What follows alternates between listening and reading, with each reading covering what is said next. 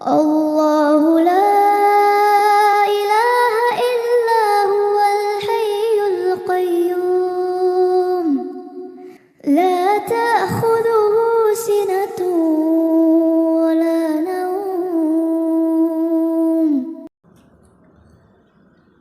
Alhamdulillah wassalatu wassalamu ala Rasulillah wa ala alihi wa sahbihi wa mawalah wa la hawla wa la quwata illa billahi wa ba'du. Alhamdulillah, di pagi menjelang siang ini kita bisa duduk kembali untuk bertalabul ilmi, dan kita masih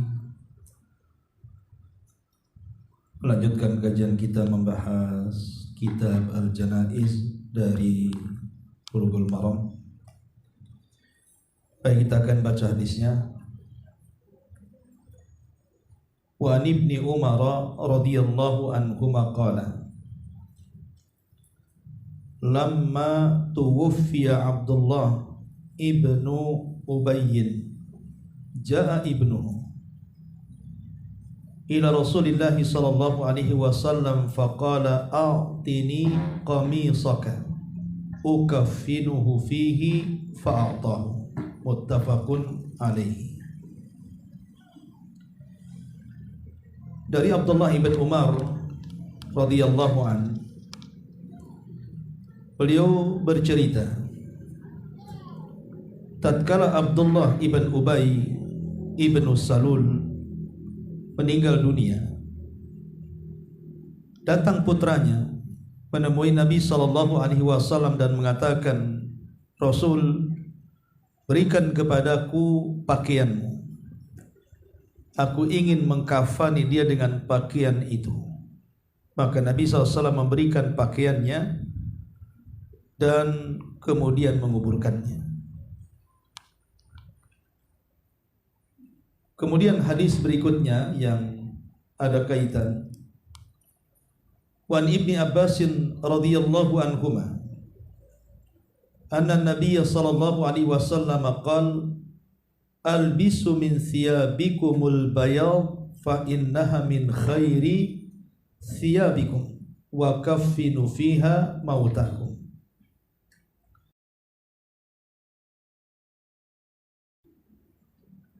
Kain kalian yang berwarna putih, karena sesungguhnya itu sebaik-baik pakaian kalian, dan kafanilah dengan pakaian berwarna putih itu orang yang sudah meninggal di antara kalian.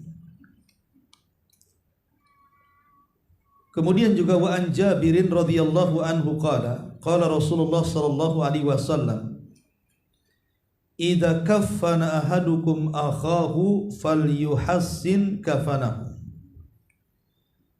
Apabila salah seorang di antara kalian mengkafani saudaranya, maka carilah kafan terbaik untuknya. Baik, ma'asyiral muslimin muslimat yang dimuliakan Allah Subhanahu wa taala. Hadis pertama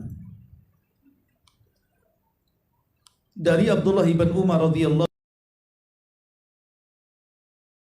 ibn Ubay ibn Salul, tokoh munafik. Jadi Abdullah ibn Ubay ibn Salul adalah presiden munafik kota Madinah. Tetapi putranya Abdullah ibn Abdullah ibn Salul justru orang yang paling berjasa dalam Islam. Kebaikannya luar biasa, dan ia mati syahid saat peperangan melawan Musailamah al-Kadzdzab yang dipimpin oleh Abu Bakar Siddiq radhiyallahu an di saat kekhilafahannya. Tapi ayahnya adalah tokoh munafik, Abdullah ibn Ubay ibn Salul ini. Lah Abdullah ibn Ubay ibn Salul ini sebenarnya adalah tokoh dari tokoh-tokoh yang sangat diperhitungkan di tengah-tengah orang-orang Ansor di masa jahiliyah. karena dia mampu meredam konflik antar kabilah. Jadi kalau seandainya ada kabilah yang berseteru, maka Abdullah ibn Ubay ibn Salul ini dengan kebijakannya mampu meredam konflik, sehingga dia bisa meredam peperangan. Itu di saat jahiliyah. Sehingga orang-orang Khazraj dan Aus sangat menghormati Abdullah ibn Ubay ini, bahkan menggadang-gadangkan akan menjadi pemimpin mereka. Tetapi masalahnya, setelah Nabi SAW hijrah dari Mekah ke Madinah, di mana sebelum hijrah banyak orang-orang Khazraj dan para pembesarnya masuk Islam, ditambah kemudian Nabi SAW mengutus Mus'ab ibn Umair dan berhasil mengislamkan tokoh-tokoh besar, bahkan pimpinan-pimpinannya, salah satunya Sa'ad ibn Ubadah, kemudian Sa'ad bin Mu'ad dan beberapa tokoh-tokoh besar diislamkan oleh Mus'ab bin Umair, maka semakin teranglah Islam di kota Madinah sebelum kedatangan Nabi. Bahkan mereka menanti-nanti kedatangan Nabi, sehingga ketika waktu yang memang sudah diizinkan Allah untuk hijrah, Nabi pun kemudian hijrah dari kota Mekah menuju Madinah dan disambut meriah oleh penduduk Yathrib dan tokoh-tokohnya. Maka setelah Nabi SAW menetap di kota Madinah, maka semakin antusias kelompok atau kabilah Khazraj dan Aus ini untuk mendekat kepada Rasul, dan sisa-sisa mereka yang belum masuk Islam, dengan kedatangan Rasul mereka pun semua akhirnya masuk Islam. Maka Rasul kemudian didukung oleh dua kabilah besar, pertama Khazraj dan juga Aus, yang secara mayoritas mereka menguasai negeri Yathrib setelah Yahudi. Masalahnya, terjadi kecemburuan berat dan kekhawatiran orang-orang Yahudi dengan keberadaan Nabi. Di antaranya adalah Abdullah ibn Ubay ibn Salul ini merasa hasad dengan kedatangan Nabi SAW, karena secara otomatis kalau Nabi dijadikan pemimpin mereka, maka Abdullah ibn Ubay ini tidak akan dipilih lagi. Padahal dahulu di zaman jahiliyah dia orang yang digadang-gadangkan untuk diangkat menjadi pemimpin dua kabilah besar ini. Tapi dengan kedatangan Rasul, justru namanya redup. Kemudian orang-orang pun memilih Nabi menjadi pemimpin mereka. Lah, semakin hari semakin kuat Islam, terutama setelah perang Badar, di mana kaum muslimin berhasil memukul mundur dan mengalahkan orang-orang kafir Quraisy, bahkan menawan banyak tawanan dan mendapatkan ghanimah besar. Sehingga kekuatan kaum muslimin tidak bisa diremehkan, bahkan diperhitungkan baik orang-orang Yahudi ataupun orang-orang musyrik yang tersisa. Akhirnya Abdullah ibn Ubay ibn Salul ini, kalau dia tidak bergabung dengan Nabi, maka nyawa dan keluarganya terancam. Kalau dia memilih masuk Yahudi, itu pun sama saja menyalakan permusuhan. Akhirnya kemudian dia pun berpura-pura masuk Islam hanya untuk melindungi nyawa, harta dan keluarganya. Disinilah dimulai sejarah orang-orang munafik di kota Madinah. Karena sebelumnya belum ada orang munafik, baik di kota Mekah ataupun di Madinah. Apalagi di Mekah nggak ada orang munafik. Di Mekah itu cuma dua, kalau tidak mukmin kafir. Kenapa di Mekah tidak ada orang-orang munafik? Karena orang kafir kuat dan orang muslim lemah. Sehingga buat apa jadi munafik? Jadi kafir sajalah, kan begitu. Tetapi di kota Madinah itu terbalik. Kaum muslimin menguat dan orang-orang Yahudi semakin melemah. Kalau seandainya Abdullah ibn Ubay ini bergabung dengan Yahudi, sama saja mengajak perang bersama Rasul dan juga kabilahnya. Tapi kalau dia masuk Islam, secara otomatis kedudukannya akan setara dengan kaum muslimin yang lainnya, dan dia tidak akan ditokohkan lagi. Dari sini akhirnya dia pura-pura masuk Islam hanya untuk melindungi jiwa, harta dan keluarganya, dan mencari-cari waktu untuk menghasut sebagian kaum muslimin dan mengembalikan kejayaannya. Maka masuklah dia ke dalam Islam dengan cara menyembunyikan kekafiran dan menampakkan keislaman. Disinilah muncul tokoh munafik pertama yang bernama Abdullah ibn Ubay ibn Salul ini. Dan dalam setiap gerak-geriknya sangat merugikan kaum muslimin. Cuman karena dia bersiasat di bawah bersiasat dengan cara licik dan tidak ketahuan. Makanya Nabi SAW sangat sulit untuk mendeteksi orang-orang munafik. Kalau bukan karena wahyu Allah Subhanahu wa taala turun di perang Tabuk memberitakan tentang nama-nama orang munafik, maka selamanya Rasul tidak tahu mana sahabat mana munafik. Tapi Allah Subhanahu wa taala memberitahu nama-namanya.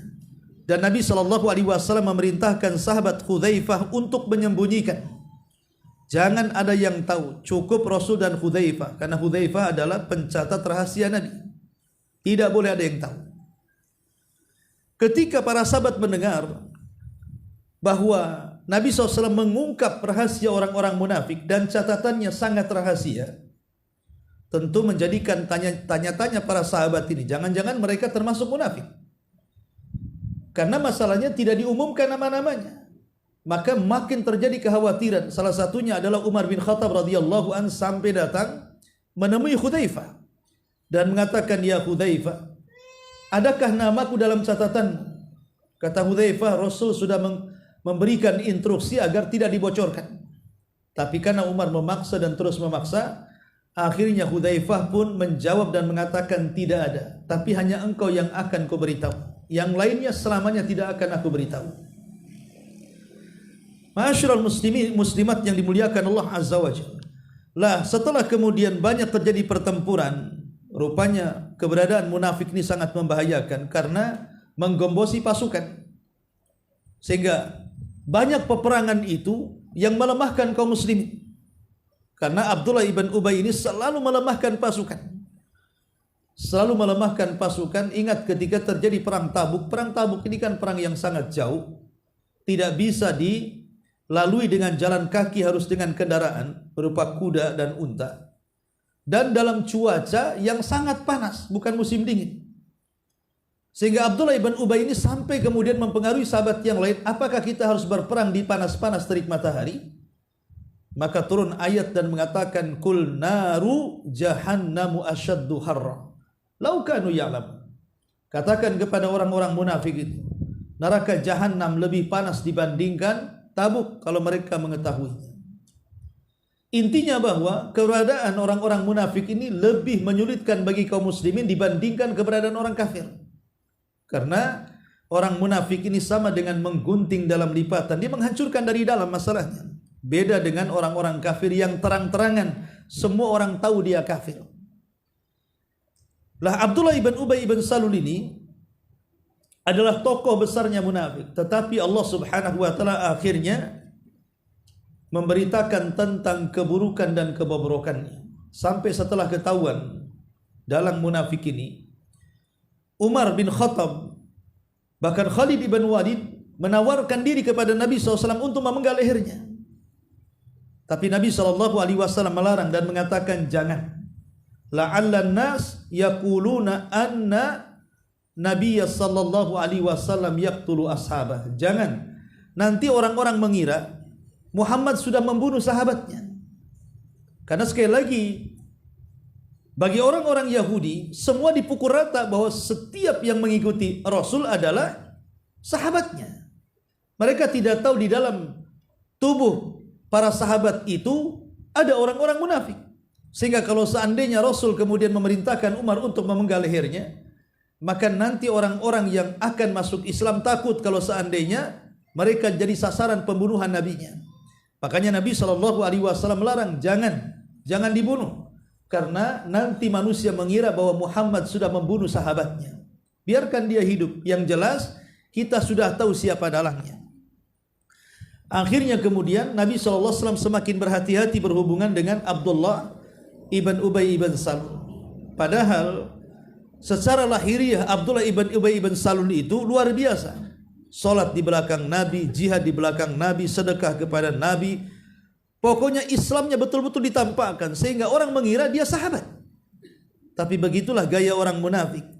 Terkadang lahiriah mereka sangat menakjubkan, tapi batiniah mereka sangat merusakkan. Makanya definisi munafik itu adalah idharul Islam wa israrul kufri. Menampakkan keislaman tapi menyembunyikan kekafiran. Dengan kata lain, munafik itu diambil dari kata nafak.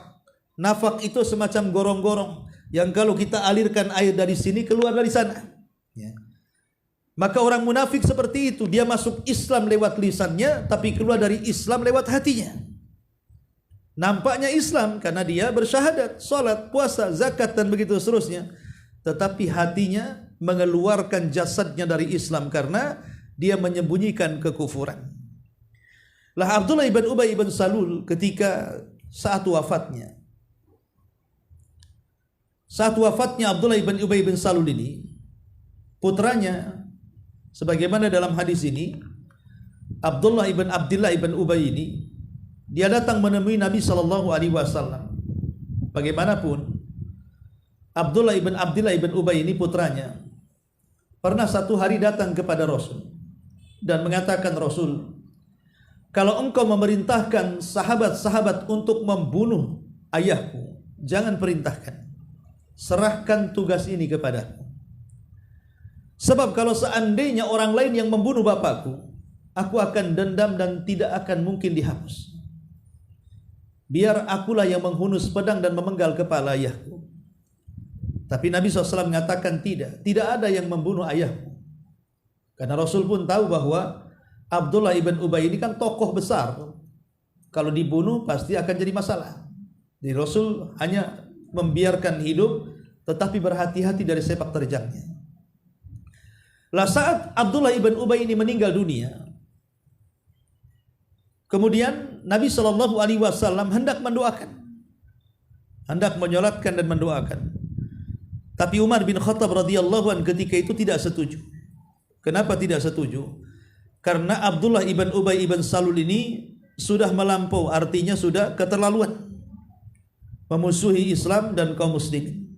Tapi Nabi SAW mengatakan, kalau seandainya aku harus beristighfar 100 kali, aku akan lakukan. Semoga Allah menurunkan rahmatnya. Walaupun belakangan akhirnya ide Umar ini justru yang benar.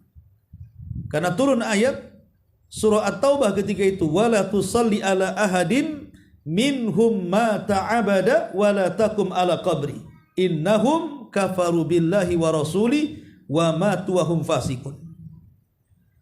Janganlah engkau mendoakan mereka, orang-orang munafik, ketika mereka mati selamanya, dan tidak boleh juga salat di atas kuburnya, karena mereka orang yang kufur kepada Allah dan Rasulnya, dan mereka mati dalam keadaan fasik. Turun ayat ini membenarkan ucapan Umar yang meminta Rasul untuk tidak mendoakan. Lah ketika Abdullah ibn Ubay ini meninggal dunia, putranya datang menemui Rasul. Lah ketika itu Rasul kan menggunakan mantel.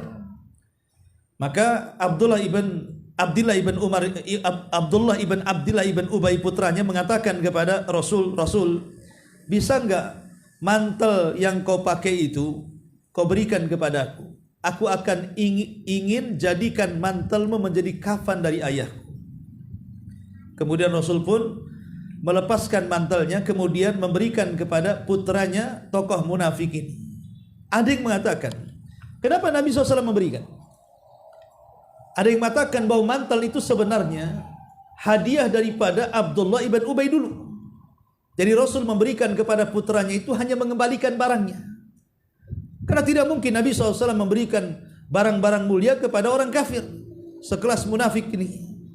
Jadi Rasul itu hanya mengembalikan barang dia yang dulu pernah dihadiahkan oleh Abdullah ibn Ubay ini. Maka ketika putranya meminta, Rasul memberikannya. Kemudian menjadikan kafan daripada Abdullah ibn Ubay ini. Akhirnya kemudian Rasul memberikan mantel itu dan kemudian oleh putranya dijadikan kafan ayahnya. Kemudian setelah itu dikuburkan Abdullah ibn Ubay sebagai tokoh munafik yang sangat terkenal. Sehingga banyak ayat-ayat turun yang memburuk-burukan Abdullah ibn Ubay ini selama masa hidupnya. Bagaimana sepak terjangnya yang merugikan kaum muslimin. Syahidnya dalam hadis ini bahwa tatkala Abdullah ibn Ubay meninggal dunia, maka putranya meminta mantel kepada Rasul, kemudian mengkafaninya dengan mantel tersebut, dan Rasul pun memberikannya.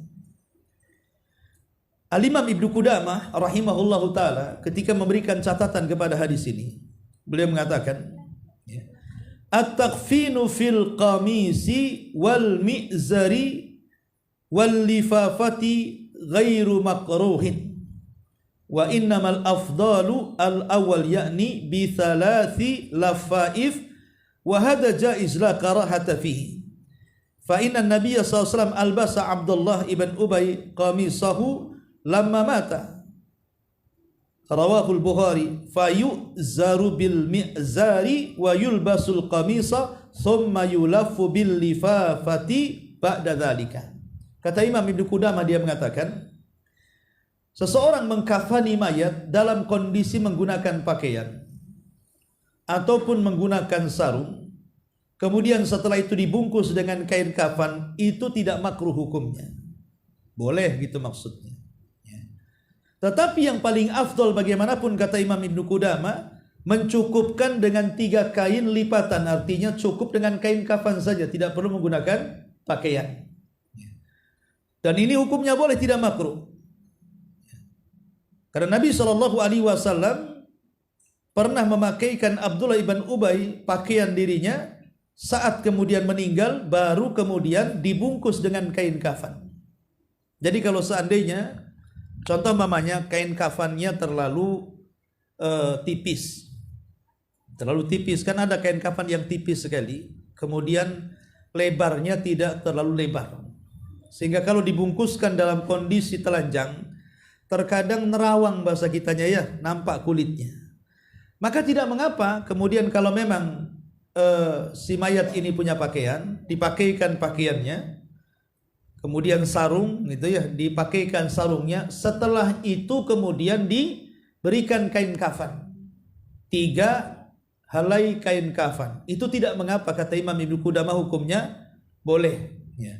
Tetapi kalau seandainya ada kain kafan yang bagus, yang lebar, yang tebal, yang kalau seandainya digulungkan kepada si mayat itu tidak nerawang, maksudnya auratnya tidak tampak, kulitnya juga tidak nerawang, maka itu lebih baik, kata Abdullah ibn Qudamah rahimahullahu ta'ala ya. Baik, itu diantara faedah daripada hadis ini. Adapun hadis yang kedua, hadis Abdullah ibn Abbas radhiyallahu anhuma, Nabi SAW bersabda, albisu min thiyabikumul bayad, albisu min thiyabikumul bayad, pakailah dari pakaian kalian itu yang berwarna putih, fa innaha min khairi thiyabikum, karena warna putih itu adalah warna terbaik bagi pakaian kalian, wa kaffinu fiha mautakum, dan berilah kain kafan dengan warna putih bagi orang-orang yang meninggal di antara kalian. Hadis ini dijelaskan oleh Imam Nawawi dalam syarah Sahih Muslim. Dia mengatakan sunnah hukumnya bahwa warna kafan itu adalah putih, tapi bukan berarti ada larangan kain kafan berwarna selain putih itu tidak boleh. Boleh kalau memang tidak ada kain putih, umpamanya ada kain yang berwarna kuning atau merah atau hijau atau coklat atau apa gitu ya, kalau memang tidak ada lagi kain berwarna putih. Tapi kalau berwarna putih ada, maka sebaiknya menggunakan kain putih karena itu sunnah hukumnya. Tapi kalau tidak ada atau campuran umpamanya, boleh, tidak ada masalah. Kain putihnya tidak banyak, umpamanya terpaksa lah akhirnya dibantu dengan kain jarik, umpamanya kan, jarik kan bukan warna putih kebanyakan ya biasanya. Boleh kita gunakan untuk lipatan ke pertamanya jarik, lipatan kedua kafan, dan ketiga kafan umpamanya. Maka dibolehkan. Tapi kalau seandainya ada yang berwarna putih semuanya, Kata Imam Nawawi rahimahullahu taala dalam Syarah Sahih Muslim, dia mengatakan sunnah hukumnya. Karena kalimat al-bayad dalam hadis ini dalilun listihbabi takfini fi al-abyadi wa huwa mujma'un alaihi. Kata Imam Nawawi, kalimat al-bayad, kalimat pakaian putih adalah dalil disunahkannya kafan itu berwarna putih, dan itu disepakati para ulama. Ini diantara hadis Aisyah radhiyallahu anha. Dan hadis yang terakhir, hadis dari Jabir radhiyallahu anhu. Nabi sallallahu alaihi wasallam bersabda, "Idza kaffana ahadukum akhahu fal yuhassin kafanahu." Apabila salah seorang di antara kalian hendak mengkafani saudaranya, maka carilah kafan terbaik. Kata Imam Nawawi di dalam kitabnya, beliau mengatakan, "Wa fil hadithi al-amru bi ihsanil kafani." Dalam hadis ini ada perintah untuk memperbaiki, menyiapkan kain kafan dengan kafan yang baik. Walaysal murad bi ihsanihi as-sarfu fihi wal mughalatu wan nafasatu. Tapi yang dimaksud memperbaiki kain kafan ini bukan diartikan harus seseorang itu melampaui batas dalam kafan yang mahal sekali, yang bernilai, bukan. Wa innamal murad, tetapi yang dimaksud nadhafatuhu, kebersihannya, wa naqauhu, dan juga kesuciannya, wa kathafatuhu, dan ketebalannya, wa sitruhu, dan mampu menutup auratnya, wa tawassutuhu, dan juga tidak terlampau mahal sekali, ya.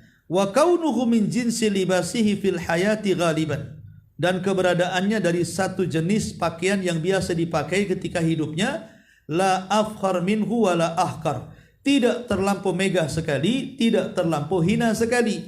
Artinya cari kain kafan yang sedang-sedang. Kalau terlampau murah nanti tipis, nanti kemudian mungkin lebarnya kurang sehingga tidak sempurna membungkusnya. Kalau terlampau mahal sekali menggunakan kain sutra umpamanya kan, atau kain yang mahal sekali, itu pun ya buat apa juga, toh nantinya juga kapan juga akan musnah, artinya kan kalau dikubur sekian tahun pun akan hilang. Jadi percuma juga gitu ya. Minimalnya ambillah tengah-tengah. Ya, makanya saya sering sekali mengkafani orang itu. Kalau diambil dari fardu kifayah yang biasa dikumpulkan RT RW itu biasanya, itu sangat disayangkan. Terkadang kain kafannya itu sangat tipis. Kemudian lebarnya kurang. Lebarnya itu cuma 90 kalau tidak salah itu. Dan itu kesulitan untuk mengkafani. Terkadang yang harusnya kita menggunakan 3 helai bisa sampai 5 helai kadang-kadang. Ya, supaya terbungkus dan tidak tampak kulitnya. Nah, ini kan akhirnya memadaratkan si mayat dan menghabis-habiskan kain kafan jadinya kan. Maka sebaiknya kain kafan itu cari kain putih yang tebal, kemudian yang lebar. Sehingga kalau 3 saja sudah cukup, ya sudah. Terkadang kalau yang bagus kain kafan itu 2 saja sudah terbungkus semuanya itu.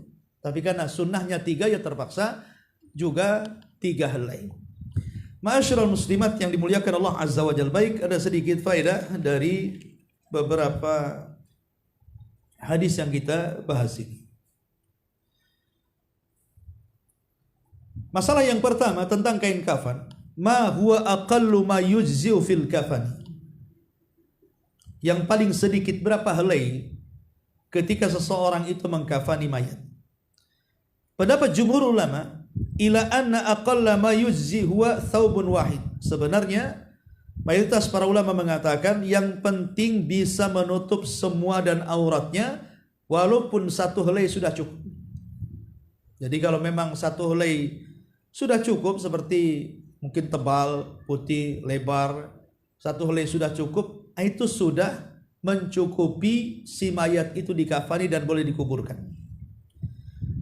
Qala ba'du Syafi'iyah, berkata sebagian Syafi'iyah, ma yughatta auratuhu, yang penting auratnya tertutup. Yang penting auratnya tertutup. Kalau 1 kurang ya 2, 2 kurang ya 3, 3 kurang ya 4, 4 kurang ya 5, begitu ya. Yang penting tertutup auratnya. Wa qala al-Hanabilah wa jama'atun minasy-Syafi'i, berkata madhab Hambali dan sekelompok dari madhab Syafi'i, ma yughatta jasadu, yang penting jasadnya tertutup. Hadza huwa al-qaulul aqrab. Inilah pendapat yang paling lebih dekat dengan kebenaran. Artinya jasadnya bisa tertutup semua. Kalau sudah jasadnya tertutup semua, maka itu sudah mencukupkan. Karena begini, Nabi SAW ketika mengkafani Mus'ab bin Umair. Mus'ab bin Umair ini orang kaya sebenarnya. Ibunya kaya raya, seorang pedagang. Dan Mus'ab ini sebelum masuk Islam terbiasa menggunakan pakaian-pakaian mewah, kendaraan-kendaraan megah, dan membuat iri anak-anak muda dan membuat tertarik wanita-wanita di zamannya. Tapi setelah masuk Islam, dia diusir oleh ibunya. Sehingga ibunya berjanji untuk tidak akan memberi sepeser pun uang kepadanya. Sehingga Mus'ab bin Umair pun kondisinya memprihatinkan. Orang kaya seolah-olah dibuang di jalanan. Tak punya apa-apa. Hidup sederhana bersama Nabi SAW. Lah saat Mus'ab bin Umair ini meninggal, maka ketika itu dia dikafani dengan kain. Masalahnya kainnya itu pendek, cuma 1 lembar. Kalau seandainya ditarik kepalanya, nampak kakinya. Kalau ditarik ke kaki, nampak pula kepalanya. Bayangkan Mus'ab bin Umair seorang sahabat Nabi SAW. Akhirnya kemudian Rasul pun memerintahkan tarik kepalanya dan kemudian kakinya tutupi dengan dedaunan supaya tertutup. Menunjukkan apa? Kain kafan itu yang penting menutup jasadnya. Karena Mus'ab bin Umair ini ketika ditarik ke kepalanya nampak kakinya. Kata Nabi SAW, ambilkan dedaunan, kemudian tutuplah kakinya. Syahidnya bahwa kain kafan itu yang penting menutup jasad. Dari kisah siapa? Mus'ab ibn Umair radhiyallahu anhu. Masalah yang kedua, berapa helai kain kafan yang disunahkan bagi laki-laki dan berapa helai kain kafan yang disunahkan bagi wanita? Jumhur ulama mengatakan istihbab thalathati athwab, ala istihbabi thalathati athwab. Mayoritas para ulama mengatakan bahwa kain kafan itu bagi laki-laki disunahkan 3 helai berdasarkan hadis Aisyah. Tetapi Abu Hanifah mengatakan bahwa kain kafan itu disunahkan menggunakan sarung, kemudian selendang, kemudian pakaian berdasarkan hadis Abdullah ibn Ubay, di mana kan sebelum dikafani kemudian dipakaikan pakaian dulu, baru setelah itu dibungkus dengan kain kafan. Tetapi pendapat yang kuat wallahu alam adalah pendapat mayoritas para ulama atau jumhur bahwa kain kafan itu cukup kain 3 helai yang menutup badannya. Adapun kaum wanita, kebanyakan para ulama mengatakan tukaffan fi 5 athwab. Mereka dikafani dengan 5 helai kain kafan. Tetapi mereka berselisih apakah 5-5-nya dibungkus semuanya. Di antara mereka mengatakan tidak, harus dibagi-bagi. Ada yang dijadikan pakaian, dijadikan sarung, dijadikan lipatan. Jadi dibuat pakaian dulu, baru kemudian di kain kafani, ya, baru digulung dengan kain kafan. Dan ini adalah pendapat mayoritas para ulama. Tetapi ada yang mengatakan bahwa hadis yang mengatakan 5 kain kafan itu sebagaimana dikatakan oleh Al-Imam Albani dalam Ahkamul Janaiz, bahwa hadis tentang masalah 5 helai itu lemah, sehingga dikembalikan kepada hukum umumnya kain kafan 3 helai, laki-laki 3 helai, perempuan juga 3 helai. Dan itu juga pendapat Al-Imam Ibnu Utsaimin rahimahullahu taala. Artinya mengkafani wanita sama dengan mengkafani laki-laki. Tetapi kalau seandainya menggunakan hadis yang 5 helai pun tidak ada masalah. Maksudnya kalau seandainya seseorang itu punya ada 3 helai kain kafan, ya sudah kafani saja wanita seperti mengkafani laki-laki. Tapi kalau ada lebih kemudian ingin menggunakan pakaiannya, kemudian yang 3 helai untuk membungkusnya pun secara hukum tidak makruh. Perkataan Imam Ibnu Qudamah di awal tadi mengatakan seperti itu. Wallahu a'lam. Kemudian masalah berikutnya tentang anak kecil, bayi. apakah harus dikafani juga bayi yang baru lahir kemudian meninggal? Kata Imam Ibnu Qudamah, yukaffanus sabi fi hirqatin wa in kuffina fi thalathin fala ba'sa. Maka boleh seseorang itu mengkafani bayi cukup dengan kain apa saja, jarik, sarung atau terserah. Walaupun seandainya dikafani dengan 3 helai itu tidak mengapa. Dan ini pendapat Ishaq dan dan semisalnya. Artinya bahwa anak bayi itu tidak seperti orang dewasa. Kalau mau dibungkus dengan jarik saja tidak masalah. Ya. Tapi kalau mau dibungkus dengan 3 helai kain kafan pun ya nggak apa-apa juga gitu ya. Jadi bebas kalau anak bayi yang meninggal. Kemudian Imam Ibnu Qudamah memberikan catatan juga, wal mustahabu an yu'khadha ahsanul lafai. Tentu yang disunahkan adalah mengambil sebaik-baik kain. Wa awsa'uha, dan yang paling lebar kainnya. Fayabsutaha awwalan, dan bisa dibentangkan. Ya. Thumma yabsutu thaniyata allati taliha fil husni was sa'ati wa yaj'alu fawqaha hanutan wa kafuran. Kemudian dibentangkan lagi di atasnya yang lebih lebar. Kemudian jangan lupa setiap helai kain kafannya diberikan minyak wangi dan kafur barus. Hanutan wa kafuran, minyak wangi dan juga kafur barus. Thumma yabsutu fawqahu mathalitha. Kemudian setelah itu diletakkan juga kain kafan yang ketiga, kemudian juga sama diletakkan beberapa kafur dan juga kafur barus maksudnya dan minyak wangi, baru kemudian dibungkuskan ke si mayat. Ini diantara faedah dari hadis yang kita baca. Baik, sampai di sini saja. Sebelum saya tutup, silakan kalau ada yang mau bertanya. Assalamualaikum warahmatullahi wabarakatuh. Jazakallah khair Ustaz atas ilmu yang sudah dipaparkan. Semoga kita semua dapat mengambil faedah ilmu yang dibentangkan pada hari ini. Yang ingin ditanyakan gitu ini Ustaz, ada sebuah peristiwa seseorang itu pernah mengkafani jenazah itu di sebuah pulau, dan ketika dia ke sana tidak ada yang bisa menyelenggarakan fardu kifayah selain daripada dia. Nah, ketika itu dia mengkafani jenazah tersebut dengan apa adanya, gitu, kain yang apa adanya. Namun karena keterbatasan kain saat itu, dia menjahit kain itu Ustaz, disambung-sambung sama dia agar bisa terlilit jenazah itu dengan sempurna oleh kain yang tersedia tadi. Yang dia ingin tanyakan adalah apa hukumnya saya menjahit kain kapan mayat itu, sementara kan yang dia ketahui bahwa kapan jenazah itu tidak boleh dijahit. Nah, Ustaz. Ya, alhamdulillah. Tentang kapan mayat yang tidak boleh dijahit pun perlu dipertanyakan. Tidak ada dalilnya. Ya. Jadi tidak ada larangan kain kafan itu tidak boleh berjahit. Beda dengan larangan ihram. Memang ada nasnya bagi laki-laki. Ya. Tetapi untuk kain kafan tidak ada hadis yang mengatakan dilarang menjahit kain kafan. Apalagi kondisi yang ditanyakan tadi dalam kondisi darurat, tidak ada kain kafan sama sekali, atau mungkin ada tetapi potongan-potongan kain putih terpaksa kemudian dijahit. Sebenarnya kalaupun tidak dijahit tidak ada masalah, ditumpuk-tumpuk saja sebenarnya kan.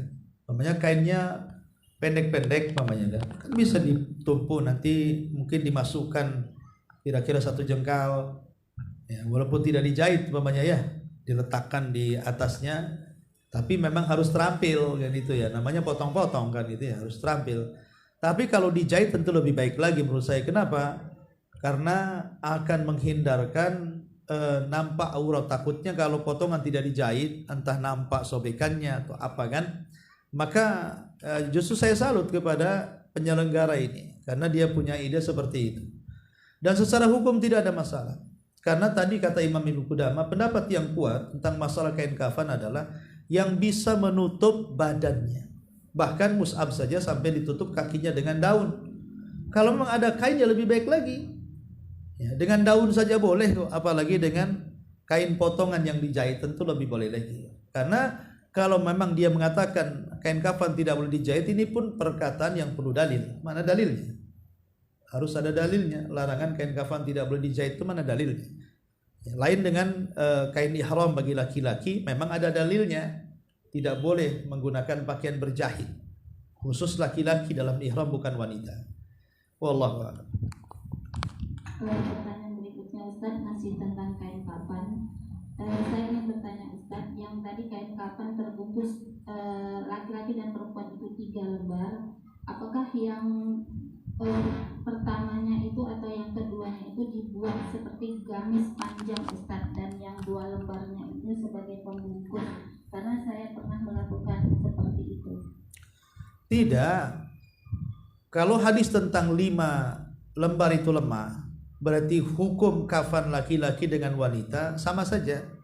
Sebagaimana kita mengkafani laki-laki, begitulah mengkafani wanita. Ya. Tetapi kalaupun seandainya mau digunakan seperti kisah yang kita bahas di sini, kisah bagaimana putra Abdullah ibn Abdullah ibn Ubay ini dengan cara menggunakan pakaian dulu baru dikain kafan, ini tidak ada masalah. Ini kan boleh-boleh saja, dua-duanya boleh. Intinya menutupi jasadnya dan tidak tampak auratnya. Intinya seperti itu sebenarnya. Ya, jadi mengkafan itu bukan suatu yang saklek gitu ya. Artinya harus seperti ini, tidak. Ya, cuman dalam mazhab Syafi'i, memang dalam mazhab Syafi'i mereka punya cara. Dalam mazhab Syafi'i itu, artinya si mayat itu sebelum dikafani khusus wanita dibuatkan dulu pakaian. Jadi dibuatkan dulu pakaian masih dari kain kafan gitu ya, dibuatkan celananya, kemudian juga bajunya. Baru setelah itu yang 3 helai sisanya itulah untuk membungkusnya. Jadi 2 helai untuk pakaiannya, yang 3 helai itu untuk membungkusnya. Itu dalam mazhab Syafi'i memang seperti itu. Ya. Karena memang mensahihkan hadis tentang 5 kain kafan tadi. Tapi kalau seandainya 5-5-nya tidak digunakan, artinya 5-5-nya dibungkuskan begitu saja, tidak ada masalah. Kalaupun seandainya tidak dibuatkan pakaian pamannya, kan langsung 5-nya dibungkuskan di badannya, tidak ada larangan. Karena di sini kan ada beberapa pendapat, tadi saya jelaskan di awal. Ada yang berpendapat seperti yang dilakukan oleh putranya Abdullah ibn Ubay tadi, meminta pakaian Rasul, kemudian dipakaikan baru dikafani. Artinya kan dikasih pakaian dulu baru digulung dengan kain kafan. Itu yang banyak dilakukan kan seperti itu biasanya kan. Ataupun secara umum, ya, bahwa kain kafan itu yang penting menutupi jasad, berarti intinya menutupi jasadnya. Soal dikasih pakaian ataupun tidak ada masalah. Yang penting menutupi jasadnya. Jadi dua-duanya boleh. Ya, tidak perlu diperdebatkan. Karena kadang-kadang masalah-masalah sepele seperti ini antar ummahat terkadang berdebat gara-gara masalah ini. Masalah tali aja kadang-kadang berdebat kan. Padahal kan tali itu ganjil sunnah. Bukan berarti genap tak boleh, boleh, cuman sebaiknya ganjil. Tapi kalau mamanya lupa dia genap, ya nggak masalah kan gitu kan. Itu kan perkara sunnah saja, bukan perkara wajib. Wallahu a'lam.